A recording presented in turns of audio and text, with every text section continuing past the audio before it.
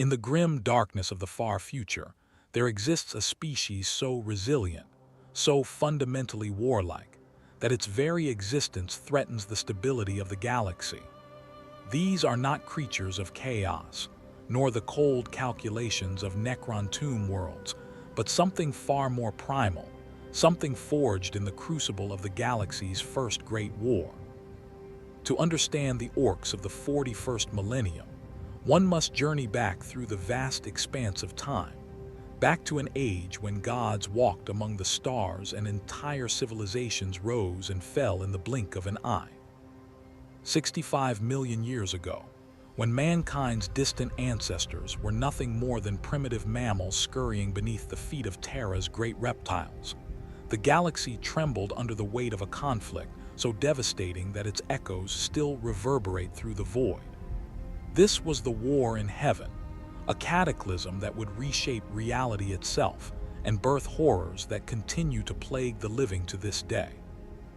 In those ancient times, when the warp itself ran clear, and the material realm knew a peace that modern minds cannot fathom, there existed a species known as the Cetan, star gods of unimaginable power who fed upon the very essence of suns.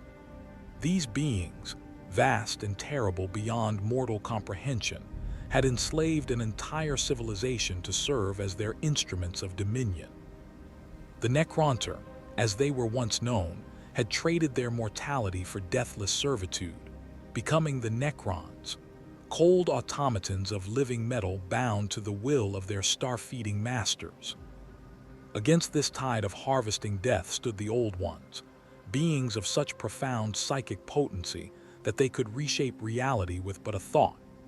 These masters of the immaterium had seeded life across the galaxy, nurturing worlds and guiding civilizations toward enlightenment. They were the gardeners of existence itself, ancient beyond reckoning when humanity's star was but cosmic dust waiting to coalesce. Yet even the Old Ones, with all their mastery over the fundamental forces of creation, found themselves pressed to the brink of extinction. The Cetan and their Necron servants had turned death itself into a weapon, harvesting the life force of entire species to feed their insatiable hunger. Conventional warfare proved futile against an enemy that had conquered mortality and weaponized entropy. In their desperation, the Old Ones turned to a solution as audacious as it was dangerous. They would create life specifically engineered for war. Among the Old Ones' greatest achievements in biological warfare were the Krork, a warrior race designed from the genetic level upward to be the perfect soldiers.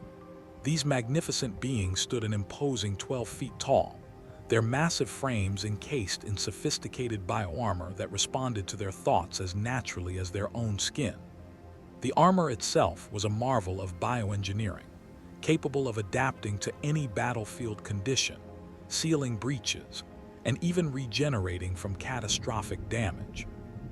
The weapons they wielded were not crude implements forged in fires and foundries, but living extensions of their will, organic constructs that could modify their form and function to meet any tactical requirement. The Krork were not merely brutish fighters, despite their fearsome appearance. Within their genetically engineered minds existed an innate understanding of warfare that transcended mere instinct. This knowledge, encoded into their very DNA by the Old Ones, approached something closer to perfect genetic memory. They comprehended complex tactics, operated advanced technology that seemed to respond to their psychic emanations, and could coordinate campaigns spanning multiple star systems with a precision that would make even the most skilled human commanders weep with envy. Their society operated according to a rigid hierarchy, with the largest and most psychically potent individuals naturally rising to positions of command. These war bosses could direct millions of their kind with telepathic efficiency that required no voxcasters or written orders. Their armies moved with a unity of purpose that terrified even the emotionless Necrons, for here was coordination without the weakness of individual doubt or fear. Yet perhaps the most ingenious, and ultimately most dangerous, aspect of Krork design was their method of reproduction and propagation. Rather than relying on traditional biological processes that could be disrupted or contained, the Krork released microscopic spores when injured or killed. These hardy organisms could survive in the vacuum of space, endure temperatures that would melt ceramic, and withstand radiation levels that would sterilize most worlds. Once these spores found suitable conditions, which could be almost any environment imaginable, they would germinate and begin the complex process of creating not just new Krork, but an entire ecosystem designed to support their war efforts. This spore-based reproduction created not a single species, but rather a symbiotic collective of organisms, each fulfilling specific roles within the greater war machine. The largest and most intelligent of these organisms were the Krork themselves, but they were supported by smaller subspecies that handled logistics, maintenance, and countless support functions. This biological pyramid ensured that wherever Krork spores took root, a fully functional military infrastructure would inevitably emerge, as unstoppable as the changing of seasons. During the height of the war in heaven, Krork armies swept across the galaxy like an emerald tide of destruction. Their bioships, massive living vessels that pulsed with their own form of life, carried spores to countless worlds throughout the galactic spiral arms. They established beachheads on planets across hundreds of sectors, creating fortress worlds that could sustain prolonged sieges against the relentless Necron forces. The Krork's ability to rapidly adapt their technology and tactics made them one of the few forces capable of standing against the C'tan's harvest fleets and emerging victorious. Yet even the perfect soldiers could not escape the terrible price exacted by such a devastating conflict. The war in heaven consumed entire civilizations, shattered planets, and tore great wounds in the fabric of reality itself. The Old Ones, despite their psychic mastery and biological genius, could not sustain the massive expenditure of energy required to maintain their biological weapons while simultaneously fighting a war that raged across multiple dimensions.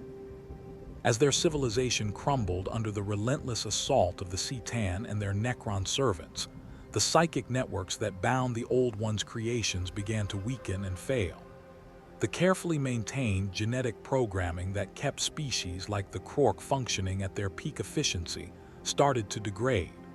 The warp itself, once a realm of pure potential untainted by malevolence, became corrupted by the psychic death screams of trillions. New entities stirred in that roiling sea of souls, entities that would one day be known as the Chaos Gods. The Krork, deprived of their creator's guiding influence and the psychic infrastructure that had supported their sophisticated civilization, began an inexorable transformation. Without the Old One's psychic oversight, the genetic programming that maintained their advanced society started to unravel like a tapestry pulled apart thread by thread. The complex neural pathways that allowed for strategic thinking and advanced reasoning simplified, becoming more primitive with each passing generation. The magnificent bioarmor that had once responded to their thoughts with the fluidity of natural movement became crude metal plates hammered into basic shapes. Their living weapons, those marvelous constructs that could adapt to any threat, devolved into simple projectile launchers that seemed to function more through collective belief than sound engineering principles. The proud warrior scientists who had stood as equals to the greatest civilizations of their age gradually became something else entirely. This devolution was not immediate. It occurred over millions of years as the Krork spread across the galaxy, cut off from their original purpose and the psychic architecture that had supported their existence. Some populations maintained higher levels of organization and technology for longer periods, particularly those that remained on worlds with strong psychic resonances or unusual environmental conditions. Yet the general trend was unmistakable, a slow but steady simplification of the complex genetic structures created by the Old Ones. By the time humanity first ventured into the stars, the proud Krork had become the Orks, or Orks as they would come to be known in Low Gothic. They retained many characteristics of their ancient progenitors, but in degraded forms that would have horrified their creators. They still grew larger and more intelligent as they aged and fought, though they rarely reached the massive proportions of their forebears. Their technology still responded to their psychic emanations, but in a crude and unpredictable manner that often defied even the most learned Imperial tech priests' attempts at understanding. Most critically, they retained the spore-based reproductive system that made them one of the most persistent threats in the galaxy. The Ork ecosystem that emerges from spore infestation remains a marvel of biological engineering, even in its devolved state, a testament to the Old One's genius that has survived 65 million years of genetic drift and environmental pressure. When Ork spores find suitable conditions, which can be almost any environment capable of supporting carbon-based life, they begin a complex germination process that creates multiple species simultaneously. The process always starts with the smallest organisms, snotlings, barely intelligent creatures about the size of a human kai. These diminutive beings serve as the foundation of the ecosystem, breaking down organic matter and preparing the environment for larger organisms. Despite their limited intelligence, snotlings possess an instinctual understanding of fungal cultivation, establishing gardens that provide food and raw materials for the growing orc population. As the ecosystem develops, it produces Gretchen, small humanoid creatures that stand roughly half the height of an average human.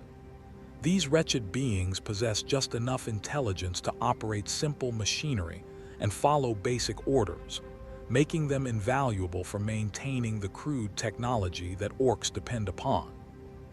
Gretchen handle much of the day-to-day work that keeps orc society functioning, from ammunition production to vehicle maintenance, all while enduring constant abuse from their larger cousins.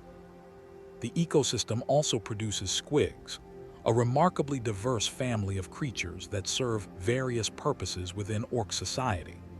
These organisms range from tiny parasites barely visible to the naked eye to massive beasts the size of Imperial battle tanks.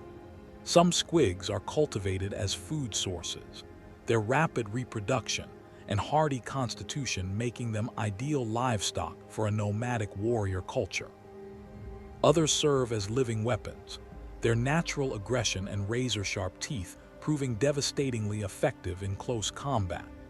The largest squigs can be trained as mounts or even living siege engines, their thick hides providing natural armor while their massive jaws can crush through plasteel plating as easily as parchment. This symbiotic relationship extends beyond simple utility into something approaching a psychic gestalt. The various species within the orc ecosystem share a connection that allows them to function as a unified organism when necessary. Gretchen instinctively understand what their orc masters need, often anticipating orders before they're given. Squigs respond to orc emotions, becoming more aggressive when their handlers are excited for battle. Even the humble snotlings play their part, their simple minds contributing to the collective psychic field that makes orc technology function in defiance of natural law. The spore distribution system ensures that this ecosystem can establish itself virtually anywhere in the galaxy. When orcs engage in combat, they inevitably release spores through wounds, death, and even normal biological processes. These spores contaminate everything they touch, soil and water, the hulls of spacecraft, even the sacred armor of space marines. Imperial forces have discovered to their horror that spores can become embedded in the ceramic plating of power armor after battles with orc forces, carried unknowingly to distant worlds where they eventually germinate and begin the cycle anew. This persistence makes complete eradication of an orc infestation nearly impossible through conventional means. Even after successful military campaigns that eliminate all visible orc presence from a world, spores can remain dormant in the ecosystem for decades or even centuries. Environmental changes, increased temperature, the introduction of new organic matter, or even seemingly random fluctuations in local conditions can trigger mass germination events that see new orc populations emerging seemingly from nowhere, as if the planet itself had spawned them. It is for this reason that imperial exterminatus protocols exist, in part to deal with particularly severe spore contamination. Worlds that have been heavily infested with orc spores sometimes require complete sterilization through cyclonic torpedoes, atmospheric incinerators, or even virus bombing to prevent future outbreaks. Yet even these extreme measures cannot guarantee success. Spores have been known to survive in deep underground caverns, sealed bunkers, or other protected locations, only to resurface years or even decades after the exterminatus was declared successful. The adaptability of orc spores allows them to thrive in environments that would be hostile to most other forms of life. They have been discovered growing in the toxic atmospheres of hive world undercities, where pollutants so thick they're visible as colored clouds would kill an unprotected human in minutes. They flourish in radiation-soaked wastelands left behind by atomic warfare, seemingly feeding on the very energies that would mutate or destroy other organisms. They've even been found on the vacuum-exposed surfaces of asteroids, their hardy construction allowing them to remain viable in conditions that represent the absolute limit of biological survival. This versatility means that virtually any world in the galaxy could potentially support an orc ecosystem given sufficient time and the right triggering conditions. From ice worlds where temperatures never rise above freezing to death worlds, where the native flora and fauna would challenge even a space marine's survival, orc spores can adapt, germinate, and eventually produce populations capable of threatening entire subsectors. Yet the transformation from Krork to orc involved more than just physical and technological regression. The most profound change occurred in how these creatures interact with the fundamental forces of reality itself. Where the ancient Krork possessed sophisticated psychic abilities that operated through disciplined mental frameworks established by the old ones, modern orcs generate psychic phenomena through an entirely different mechanism, one that defies conventional understanding of how the warp functions. The orc psyche operates on a collective level that transcends individual consciousness in ways that even the most learned imperial psychers struggle to comprehend. Every orc, from the mightiest warboss to the lowliest Gretchen, contributes to a gestalt psychic field that grows exponentially stronger as more greenskins gather together. This field, what the orcs themselves call the Waaagh energy, does not require trained psychers or complex rituals to manifest its effects. Instead, it responds directly to the collective beliefs and expectations of the orc population, translating their crude understanding of how things should work into actual changes in physical reality. Imperial tech priests have documented countless examples that defy rational explanation. Orc vehicles with no visible fuel source continue operating for months during extended campaigns, their engines running on nothing but the collective belief that they should work.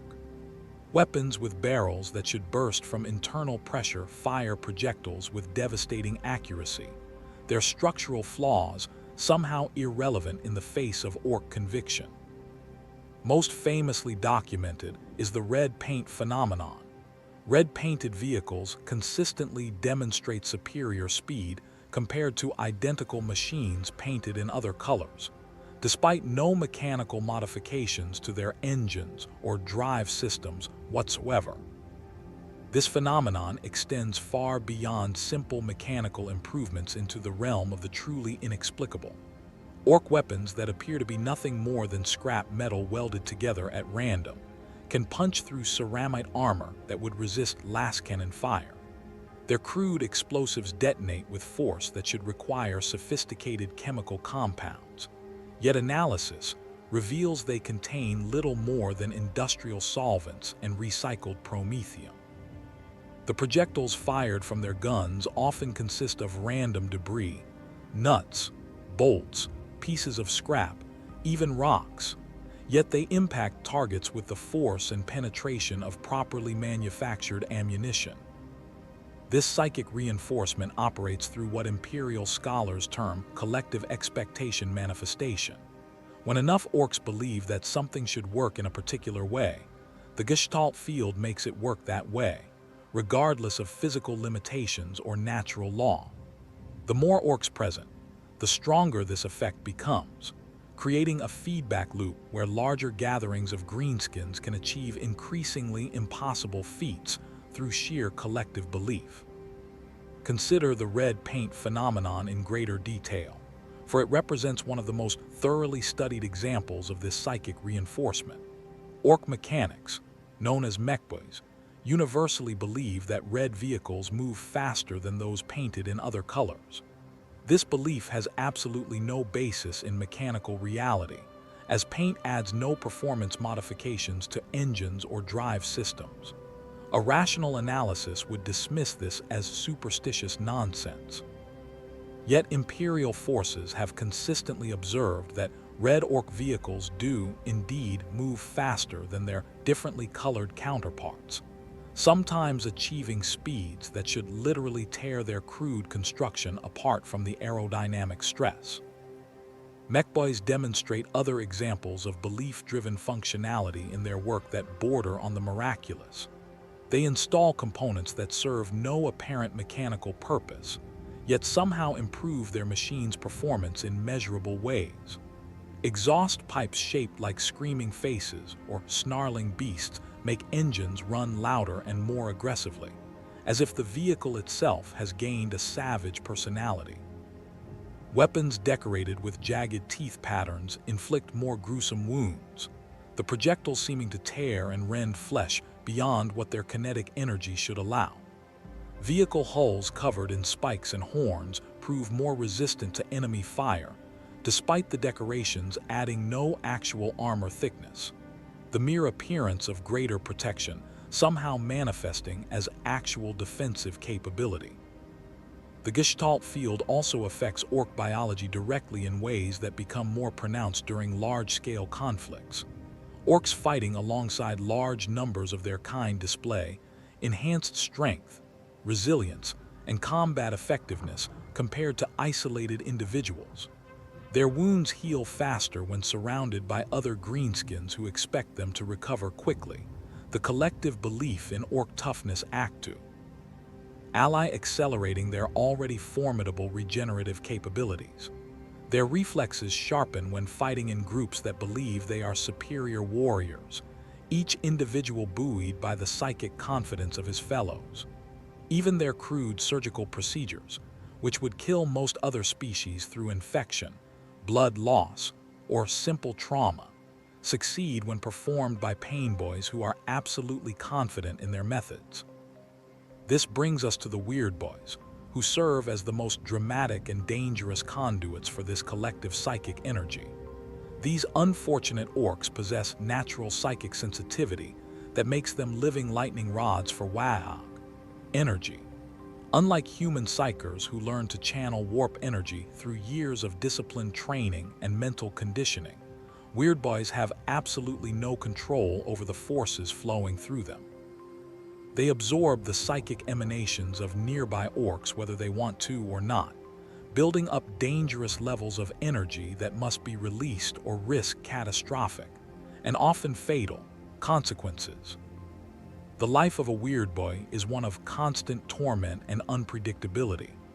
They can sense the emotional state of every orc within several kilometers, feeling their bloodlust, excitement, and aggression as physical sensations that assault their senses constantly. During the build-up to major battles, when thousands of orcs are preparing for combat, Weird Boys experience overwhelming psychic pressure that manifests as severe headaches, uncontrolled muscle spasms, and spontaneous electrical discharges from their bodies. Their eyes glow with eldritch green energy, sparks dance across their skin, and nearby electronic equipment malfunctions from the electromagnetic interference they generate.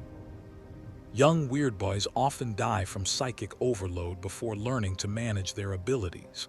Their heads literally explode from the pressure of accumulated Waaagh energy, spraying green gore across anyone unfortunate enough to be nearby, a fate that other orcs find amusing rather than tragic.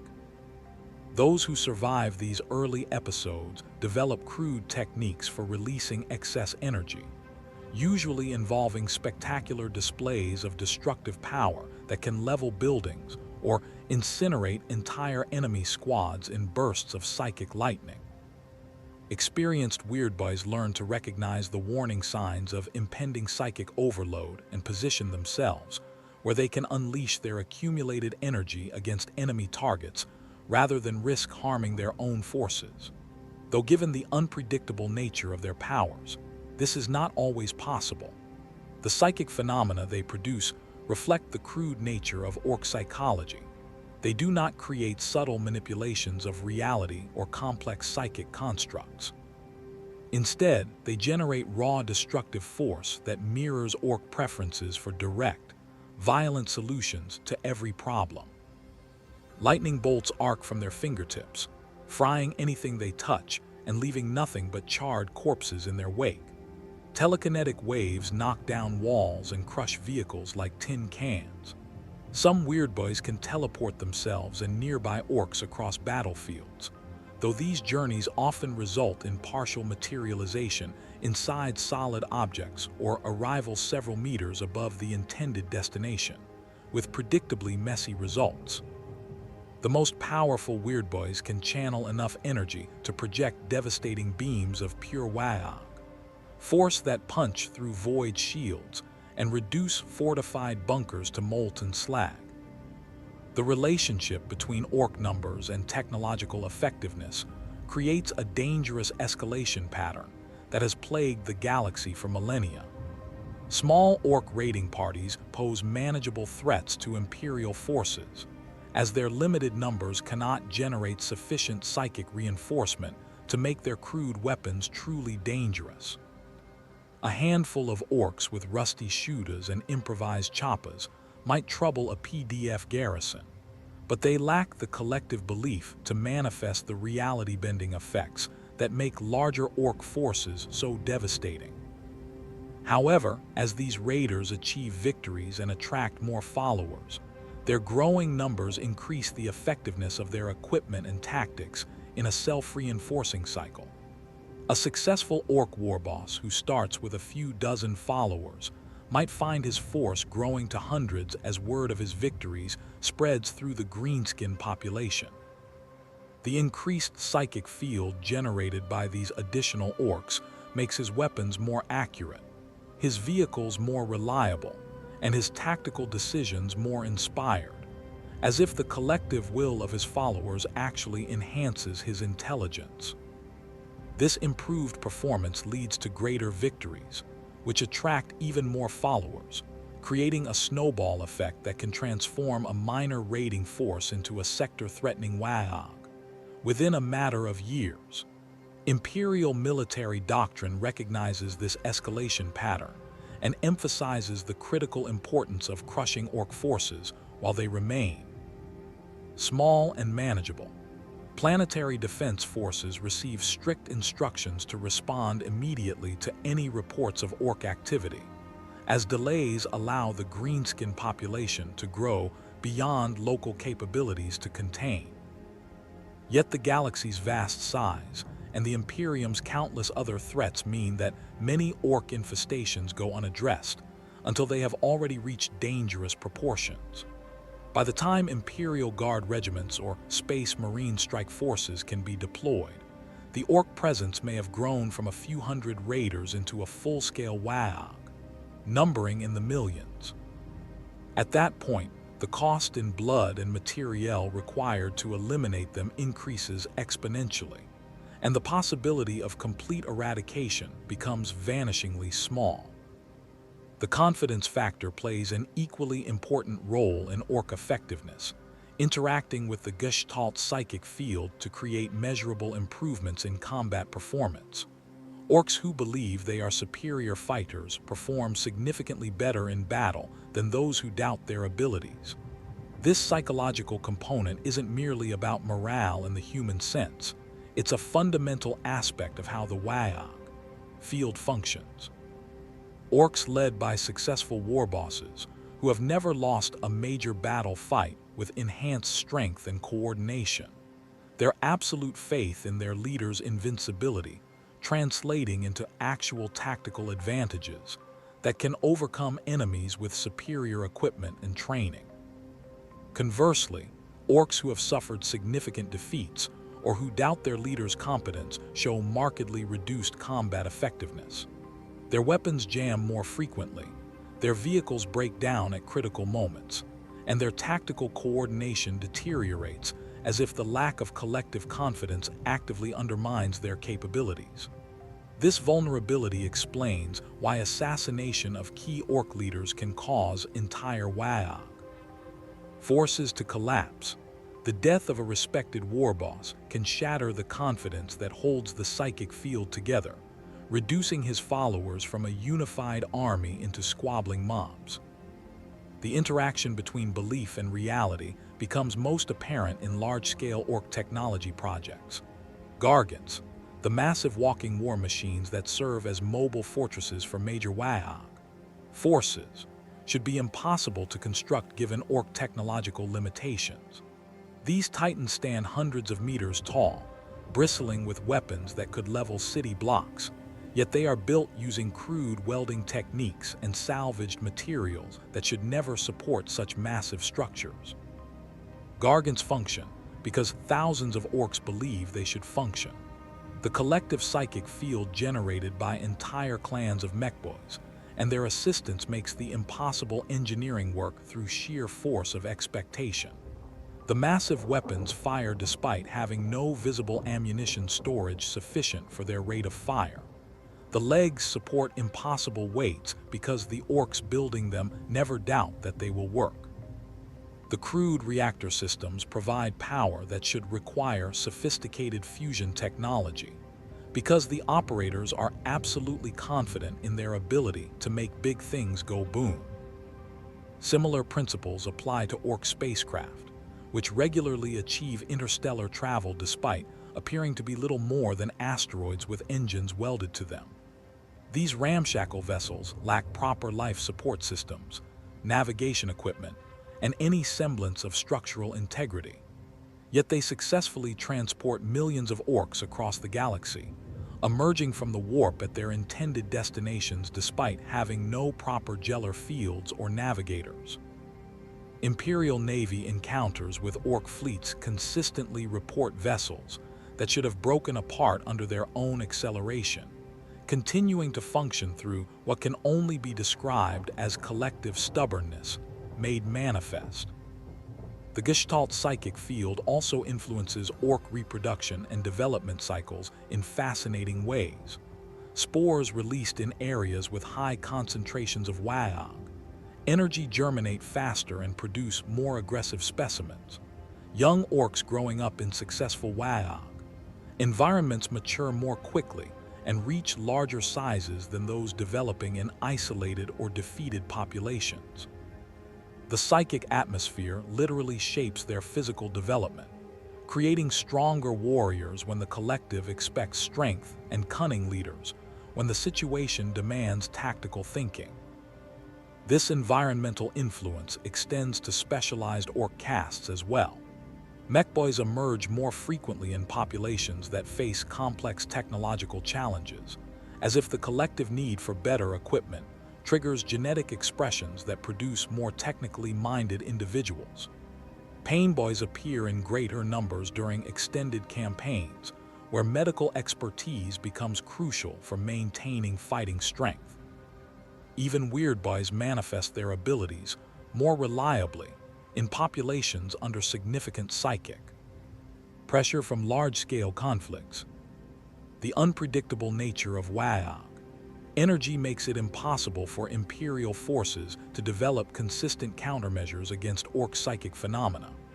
Unlike human psykers who follow established patterns of warp manipulation that can be countered with null fields, psychic hoods, or sanctioned psykers, Ork psychic effects operate through mechanisms that seem to bypass normal psychic defenses entirely. The collective belief operates on a different level of reality interaction, one that doesn't register as traditional warp activity, and thus slips past many of the safeguards designed to protect against psychic threats. Null fields that completely suppress human psychic abilities have minimal impact on Ork gestalt effects. The collective belief that makes their technology function continues to operate even in the presence of Culexus assassins or other null field generators, as if the phenomenon exists in some middle ground between pure materiality and psychic manifestation. This resistance makes Orks uniquely dangerous opponents for forces that rely heavily on anti-psyker measures, as their most reality-defying capabilities remain functional even when conventional psychic powers would be completely neutralized. The collective psychic field that shapes Ork technology and combat effectiveness also determines their social organization in ways that mirror the brutal simplicity of their degraded minds. Ork society operates on the fundamental principle that physical dominance translates directly into social authority, creating a hierarchy that shifts constantly as individuals grow stronger or weaker through combat experience.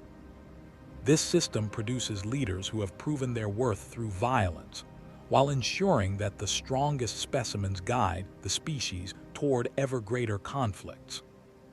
At the bottom of this hierarchy exists the Gretchen, diminutive creatures barely reaching the height of a human child, but possessing enough intelligence to perform basic tasks under Ork supervision. These wretched beings emerge from the same spore colonies as their larger cousins, but represent the lowest expression of greenskin genetics. Their scrawny frames and cowardly nature make them natural servants, though they compensate for their physical weakness with a cunning that often surprises their masters. Gretchen handle much of the tedious work that keeps Ork society functioning, from ammunition production to equipment maintenance. Their nimble fingers prove capable of detailed work that would frustrate larger Orks, making them invaluable despite their lowly status.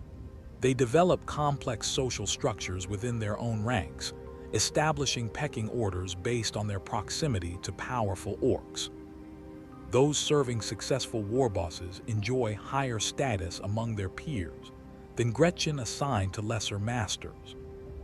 The relationship between Orks and Gretchen resembles that between master and slave, though it lacks the systematic oppression found in human slave societies. Orks view Gretchen as naturally inferior beings whose purpose is to serve, much as humans might view domesticated animals. This perspective means that while Gretchen face constant abuse and casual violence, they are not subjected to deliberate cruelty for its own sake. An Ork might kick a Gretchen out of his way without thinking, but he would not torture one unless it had failed in its duties or the act provided some form of entertainment. Regular Orks, known simply as boys, form the backbone of greenskin society and represent the species in its most typical form. These creatures stand roughly 2 meters tall when fully mature, their muscular frames covered in thick green skin that provides natural protection against minor injuries. Boys develop their strength and intelligence through constant fighting, growing larger and more cunning as they survive successive battles. This growth pattern means that older Orks inevitably become more powerful than younger ones, creating natural leadership hierarchies based on combat experience and proven capability. The Ork boy mentality focuses almost exclusively on warfare and the acquisition of better equipment for fighting. They measure success by the number of enemies killed, the quality of weapons captured, and the respect earned from their peers through displays of violence. Boys form loose affiliations based on shared interests in particular types of combat, with some gravitating toward close quarters fighting, while others prefer operating vehicles or heavy weapons. These preferences often reflect their individual growth patterns, as orcs who excel in specific combat roles tend to develop enhanced abilities in those areas through repeated success. As boys grow larger and more experienced through successful combat, some develop into knobs, elite warriors who serve as squad leaders and enforcers for higher-ranking orcs. Knobs typically stand a head taller than regular boys and possess the scars, scythe, arnetic implants, and elaborate equipment that mark them as veteran fighters. These individuals have survived dozens of major battles and accumulated enough wealth to afford superior weapons and armor, making them formidable opponents even by orc standards. The transition from boy to knob occurs gradually, as individuals prove their worth through repeated victories. There is no formal promotion process or ceremony marking this change in status. Instead, other orcs simply begin treating particularly successful fighters with greater respect, deferring to their opinions in tactical matters and following their lead during combat. Knobs who fail to maintain their reputations through continued success quickly find themselves demoted back to regular boy status, as orc society recognizes only current performance rather than past achievements. Above the knobs exist the warbosses, massive individuals whose size and intelligence far exceed those of regular boys. These leaders often stand 3 meters tall or more, their bulk enhanced by extensive cybernetic modifications and decades of successful warfare. The process of becoming a warboss requires not only personal combat prowess, but also the charisma and tactical acumen necessary to attract and maintain large followings. Aspiring warbosses must demonstrate their ability to plan successful raids, negotiate with other orc leaders, and manage the complex logistics required to support major military campaigns. Those who fail in these responsibilities quickly find their followers deserting to join more successful leaders, as orc loyalty depends entirely on continued victory and generous distribution of captured wealth. Warboss authority extends beyond simple military command to encompass all aspects of orc society within their territories. They make decisions about resource allocation, settle disputes between subordinates, and determine when and where their forces will fight. However, this authority remains contingent on continued success. Even the most powerful warboss can be challenged by ambitious subordinates who believe they could do better. These challenges usually take the form of single combat, though some clever orcs prefer to undermine their leaders through political maneuvering or by engineering military disasters that discredit their targets. Within this dominance-based hierarchy exist specialized castes that serve essential functions requiring specific knowledge and skills.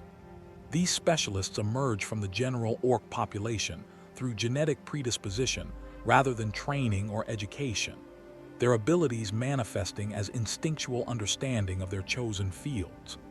The most important of these castes are the mech boys, pain boys, and weird boys, though others exist to fill various niches within orc society. Mech boys represent the technological backbone of orc civilization, possessing an intuitive understanding of mechanical principles that allows them to create functional equipment from salvaged materials. These specialists emerge when their genetic programming activates, usually during adolescence when their mechanical aptitudes become apparent. Young mechs display an irresistible compulsion to tinker with machinery, taking apart captured equipment to understand its function and rebuilding it according to orc preferences. The mech caste operates according to hereditary knowledge encoded in their genetics, rather than learned skills passed down through formal education. Each mech instinctively understands fundamental principles of engineering, metallurgy, and energy systems, without requiring instruction from more experienced practitioners. This knowledge manifests as sudden insights and inspirations that guide their work, allowing them to solve complex technical problems through intuition rather than systematic analysis. Pain boys fulfill the medical functions within Ork society, though their methods bear little resemblance to conventional healing practices. These specialists possess an instinctive understanding of Ork physiology that allows them to perform crude but effective surgical procedures using improvised tools and questionable techniques. Pain boy treatments typically involve extensive use of mechanical prosthetics, chemical stimulants, and surgical modifications that enhance combat performance rather than simply healing injuries. The endless warfare that defines Ork existence has naturally sorted the greenskin race into distinct cultural groups, each developing their own approaches to combat, technology, and social organization. These great clans represent the primary divisions within Ork society, transcending individual Waaagh forces and planetary boundaries to create galaxy-spanning traditions that influence how different Ork populations wage war. The Goths represent the most numerous and traditionally minded of all Ork clans, embodying the species' fundamental love of close-quarters combat and direct confrontation. These Orks paint their equipment in style. Arcade black colors decorated with white skull motifs and jagged checkerboard patterns that create a menacing appearance designed to intimidate enemies. Goth warriors pride themselves on their prowess with traditional Ork weapons, particularly the iconic Choppa and Slugga combination that has served greenskin fighters for millennia. The Bad Moons represent the wealthiest and most ostentatious of all Ork clans, their yellow-painted equipment and elaborate decorations serving as visible displays of their superior economic status. These Orks possess a genetic quirk that causes their teeth to grow faster than those of other clans, providing them with a constant supply of the currency that drives Ork commerce. This biological advantage allows Bad Moons to accumulate vast quantities of equipment, weapons, and luxury items that would be beyond the reach of less fortunate Orks. The Evil Sunts embody the Ork obsession with speed and mobility, their red-painted vehicles and equipment reflecting their belief that faster is always better regardless of other considerations. These Orks have elevated the simple observation that red things go faster into a comprehensive philosophy that influences every aspect of their culture and warfare. Evil Sunts forces consist primarily of fast-moving vehicles and mounted warriors who strike quickly and withdraw before enemies can respond effectively. The Deathskulls represent the most superstitious and acquisitive of all Ork clans, their blue-painted equipment decorated with skull motifs and lucky charms that reflect their obsession with fortune and fate. These Orks believe that blue is the luckiest color, and that proper decoration with appropriate symbols can influence the outcome of battles. The Blood Axes represent the most disciplined and tactically sophisticated of all Ork clans, their military organization incorporating elements borrowed from Imperial Guard doctrine and other human military traditions. These Orks have observed human fighting methods during extended conflicts and adopted those techniques they consider effective, creating a hybrid approach to warfare that combines Ork aggression with human tactical flexibility. Blood Axe forces often employ coordinated maneuvers, supporting fire, and other advanced tactical concepts that would be foreign to most greenskin armies. The Snakebites represent the most primitive and traditional of all Ork clans, their rejection of advanced technology in favor of ancient fighting methods and natural creatures, setting them apart from their more technologically inclined cousins. These Orks believe that the old ways are the best ways, maintaining cultural traditions and combat techniques that date back to the earliest periods of Ork civilization. Snakebite forces consist largely of infantry warriors supported by various species of squigs and other creatures that serve as living weapons and transportation. The technological foundation of Ork civilization rests upon principles that defy conventional understanding of engineering and physics, operating through a combination of genetic memory, psychic reinforcement, and what can only be described as applied stubbornness. Ork technology emerges from the collision between their degraded Krork heritage and the harsh realities of their current existence, creating a unique approach to problem solving that produces functional equipment from materials that should never work together. Mechboy workshops serve as the beating heart of Ork technological development, chaotic spaces where the boundaries between genius and madness blur beyond recognition. These facilities typically occupy the most defensible positions within Ork settlements, their importance to the community's survival ensuring they receive protection from both internal disputes and external threats. The workshops themselves reflect the Ork aesthetic of functional brutality, with towering piles of salvaged materials organized according to systems that appear random to outsiders, but somehow allow the resident mechs to locate specific components when needed. The interior of a typical Mechboy workshop resembles a mechanical graveyard brought to life through constant activity and the application of Ork ingenuity.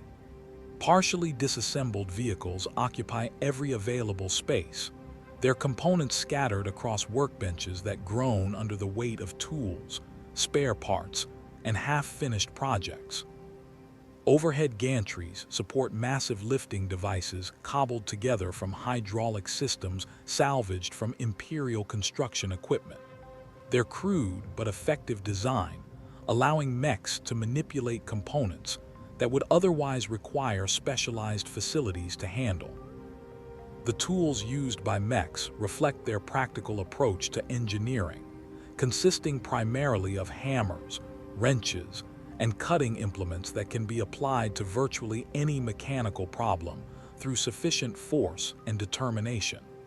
These implements often show signs of extensive modification, with standard tools enhanced through the addition of power sources, cutting edges, or impact amplifiers that increase their effectiveness beyond their original specifications. The materials that fuel Ork technological development come from every conceivable source, with mechs displaying an almost supernatural ability to identify useful components within what appears to be worthless scrap. Battlefield salvage operations provide the bulk of raw materials, as destroyed vehicles and equipment yield metal plating, electronic components, and mechanical systems that can be repurposed for new applications. Imperial Guard Chimera hulls become the basis for Ork trucks, their armor plating reinforced with additional steel plates, and their engines modified to produce the distinctive roar that Orks consider essential for proper vehicle operation. The construction techniques employed by mechs prioritize functionality and durability over aesthetic considerations or manufacturing precision, resulting in equipment that appears crude but proves remarkably effective in combat situations. Welding operations use whatever materials are available, creating joints that combine different metal alloys in ways that should produce structural weaknesses, but somehow result in connections stronger than the original components. Electrical systems route power through paths that ignore conventional circuit design, yet somehow deliver the required energy to their destinations, without the catastrophic failures that Imperial tech priests predict. The principle of, if it's not broken, hit it with a bigger hammer governs Ork approaches to both construction and maintenance, reflecting their fundamental belief that mechanical problems can be solved through the application of sufficient force. This philosophy extends beyond simple repair work to encompass design decisions, with mechs routinely over-engineering their creations to withstand levels of abuse that would destroy equipment built according to more conventional specifications. Among the most iconic achievements of Ork engineering stands the Choppa, a weapon whose simple appearance conceals sophisticated metallurgical techniques that produce blades capable of cutting through ceramite armor. The basic choppa consists of a heavy metal blade attached to a reinforced handle, its weight and balance optimized for the powerful overhead strikes that characterize orc close combat techniques. The construction of a proper choppa requires more skill than its crude appearance suggests, with mechs employing techniques that combine traditional blacksmithing with advanced metallurgy to create blades that maintain their edge despite repeated impacts against hard targets. The slugga represents orc attempts to create reliable ranged weapons using salvaged materials and intuitive engineering principles, resulting in firearms that appear crude but deliver devastating firepower in combat situations. The basic slugga design consists of a simple barrel attached to a firing mechanism that launches projectiles through the application of explosive force, its operation depending more on robust construction than precision engineering. The ammunition used by sluggas typically consists of whatever materials are readily available, from properly manufactured bullets to random pieces of scrap metal that achieve lethal velocity through sheer kinetic energy. Trucks serve as the backbone of orc ground transportation, their rugged construction and simple design making them ideal for the harsh conditions and rough handling that characterize greenskin military operations. The basic truck design consists of a reinforced chassis mounting an oversized engine, minimal armor protection, and an open cargo area capable of transporting a squad of orc warriors along with their equipment. The construction techniques used in truck assembly emphasize durability and ease of repair over comfort or fuel efficiency, with mechs designing vehicles that can continue operating despite damage that would immobilize more sophisticated transports. The massive gargants and stampas represent the ultimate expression of orc engineering ambition, their construction requiring the coordinated efforts of entire mechbo clans working together to create war machines that rival imperial titans in size and destructive capability. These colossal constructs stand hundreds of meters tall, their towering frames bristling with weapon systems that can level city blocks and armor protection that can withstand sustained bombardment from heavy artillery. The construction of a gargant represents a major undertaking for any orc community, requiring years of preparation and the accumulation of vast quantities of raw materials. Gargant construction begins with the fabrication of a massive internal framework that provides structural support for the completed machine, its design incorporating principles of load distribution and stress management that mechs understand intuitively despite their lack of formal engineering education. The power systems that drive gargants represent some of the most sophisticated technology in the orc arsenal, their design incorporating multiple redundant generators that provide the enormous amounts of energy required to operate the machine's weapons and motive systems. These power plants typically consist of massive reactors cobbled together from salvaged components, their operation depending on orc intuitive understanding of physics rather than formal scientific knowledge. The galaxy's long and blood-soaked history contains countless examples of orc leaders whose exceptional capabilities and ruthless ambition elevated them above the endless masses of their green-skinned brethren. These legendary figures represent the pinnacle of what the degraded Krork genome can still produce when circumstances align to create the perfect storm of genetic potential, environmental pressure, and sheer bloody-minded determination. The earliest recorded Great Waaagh to threaten human civilization emerged during the Great Crusade when the Emperor's forces first encountered the massive war machine assembled by the war boss known as Urlak-Urg. This colossal greenskin had spent decades conquering and unifying orc tribes across the Ullener system, transforming what had been a collection of minor raiding forces into a military juggernaut that controlled multiple worlds and commanded resources that dwarfed those of most human civilizations. Urlak-Urg himself stood nearly 4 meters tall, his massive frame encased in elaborate power armor decorated with the skulls of defeated enemies, and the twisted wreckage of destroyed Imperial vehicles. The Ullener system had become a fortress of Ork engineering prowess under his leadership, with the primary world transformed into a massive military-industrial complex, capable of producing war machines on a scale that impressed even Imperial observers. The threat posed by Urlak-Urg was so severe that the Emperor himself took personal command of the campaign to destroy it, deploying multiple Space Marine legions, along with massive Imperial army formations in what became known as the Ullener Crusade. The scale of forces committed to this operation demonstrated the seriousness with which Imperial leadership viewed the Ork threat, with estimates suggesting that over 100,000 Space Marines participated in the final assault, along with millions of Imperial Army soldiers and thousands of war machines. The Luna Wolves, Imperial Fists, and White Scars Legion spearheaded the assault, their combined expertise in siege warfare, void combat, and rapid strike operations proving essential to overcoming the sophisticated defenses that Urlak-Urg had constructed. The final battle on Ullener itself became the stuff of legend, with Horus Lupercal leading the assault against Urlak-Urg's fortress palace, while Imperial forces engaged millions of Orks across the planet's surface. The climactic confrontation between Horus and Urlak-Urg took place atop the warboss's massive fortress, their single combat witnessed by thousands of warriors from both sides, as the fate of the campaign hung in the balance. Urlak-Urg's death at the hands of the War Master caused the immediate collapse of his Waaagh forces, demonstrating the critical importance of leadership in maintaining Ork military cohesion. Yet even this legendary victory pales in comparison to the most infamous Great Waaagh.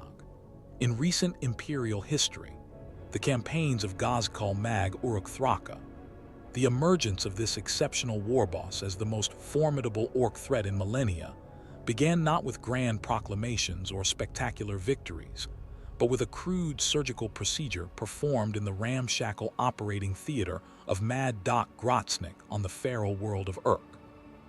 The young Ork who would eventually terrorize the Imperium across multiple sectors had already distinguished himself as an exceptionally large and aggressive specimen, his natural size and ferocity marking him as potential leadership material among his clan. However, it was the catastrophic head injury he sustained during a particularly vicious tribal conflict that would ultimately transform him from a promising warrior into something far more dangerous. The projectile that nearly killed the future prophet of Gork and Mork penetrated deep into his skull, fragmenting bone and damaging brain tissue in ways that should have proven fatal to any normal Ork. Ghazghkull's exceptional constitution allowed him to survive the initial injury, though he remained unconscious for days while his clan debated whether to finish him off or attempt some form of treatment. Grotznik's surgical techniques defied conventional understanding of medical practice, combining salvaged Imperial medical equipment with Ork intuitive understanding of biology to create procedures that achieved results through methods that would horrify trained physicians. The surgery itself took place over several days, with Grotznik working continuously to rebuild portions of Ghazghkull's skull, using a combination of metal plating and organic grafts. The recovery period following the surgery revealed the true extent of the changes that had occurred within Ghazghkull's enhanced cranium.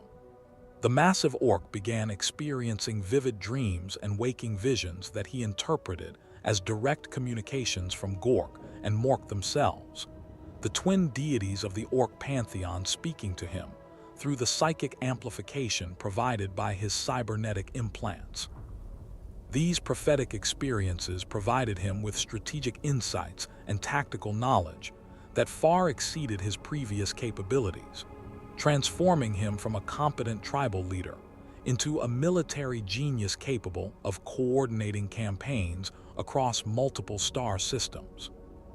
The First War for Armageddon began when Ghazghkull's expanding influence attracted the attention of Imperial authorities, who recognized the threat posed by his growing power base and attempted to contain his forces before they could achieve critical mass.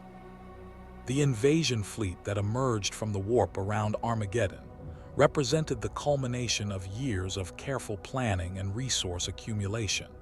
Its composition and deployment demonstrating strategic thinking that caught Imperial defenders completely off guard.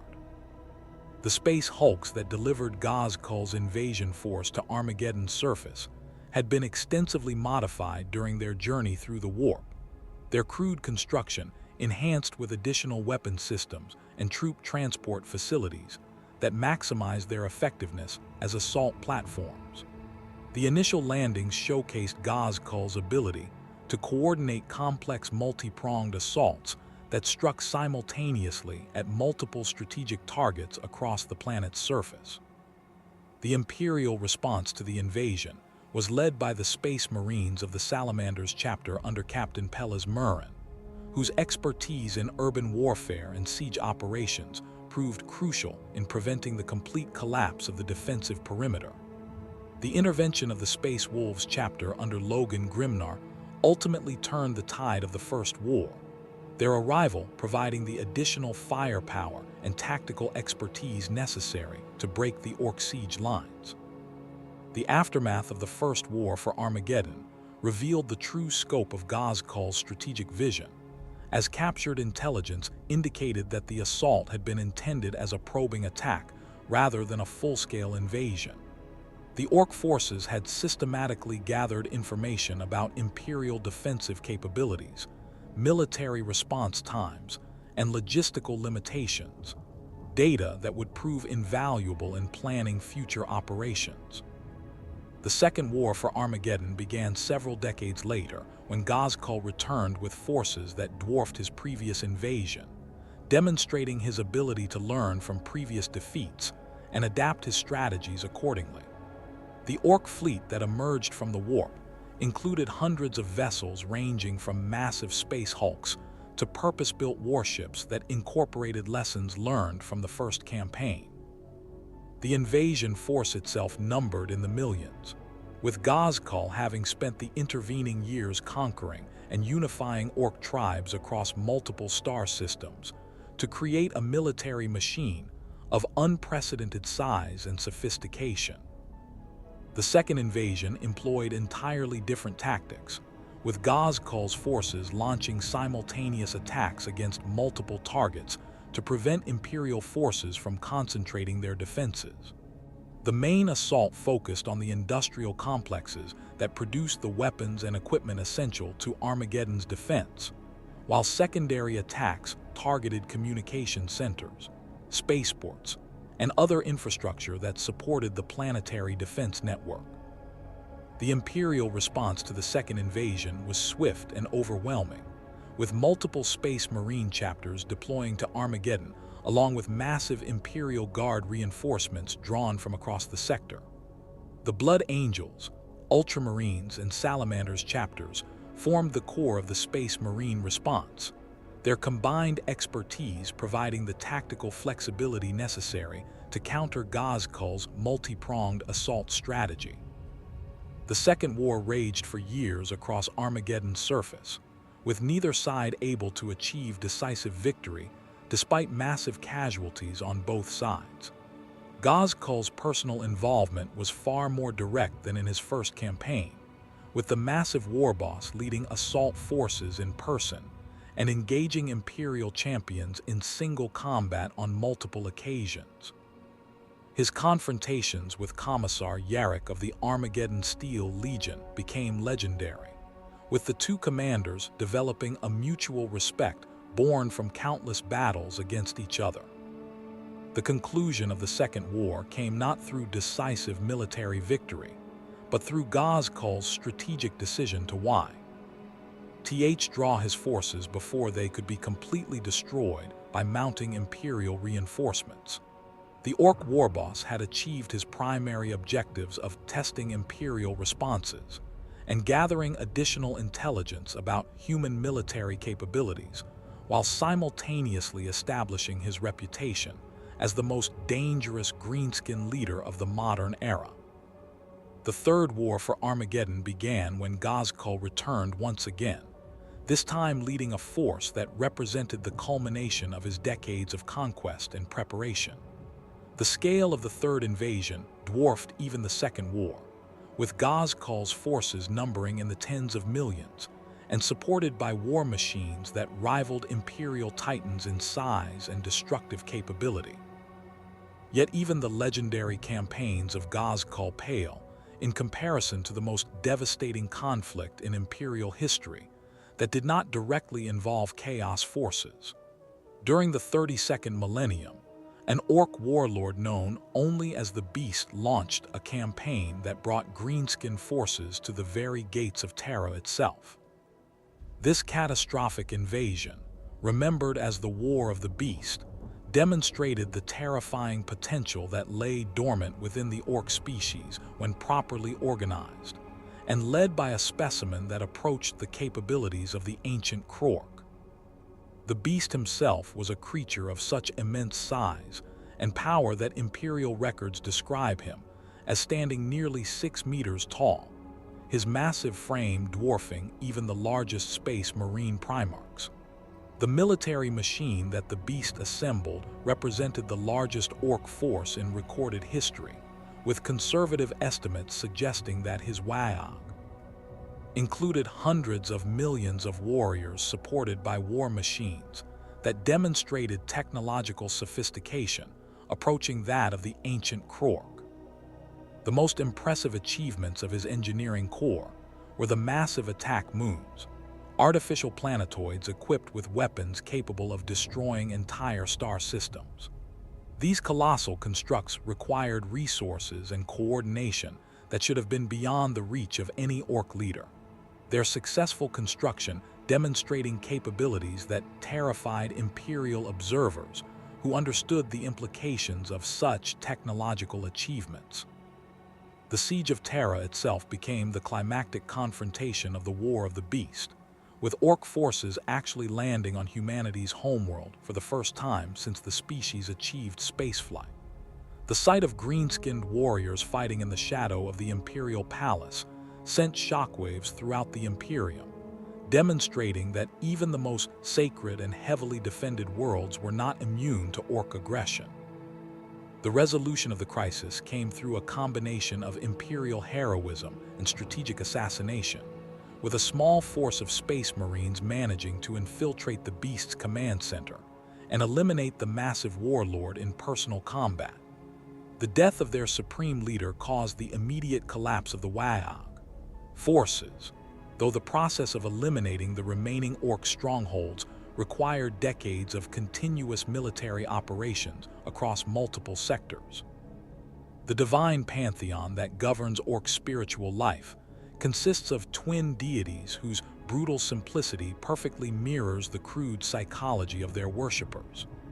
Gork and Mork represent the fundamental aspects of Ork nature distilled into their purest forms, embodying the violence and cunning that drive greenskin civilization across the galaxy. The theological distinction between these twin deities centers on their approach to violence rather than their fundamental nature, with Ork religious doctrine attempting to categorize the different methods by which enemies can be defeated and territories conquered. Gork represents brutally cunning warfare, the application of intelligence and planning in service of overwhelming force.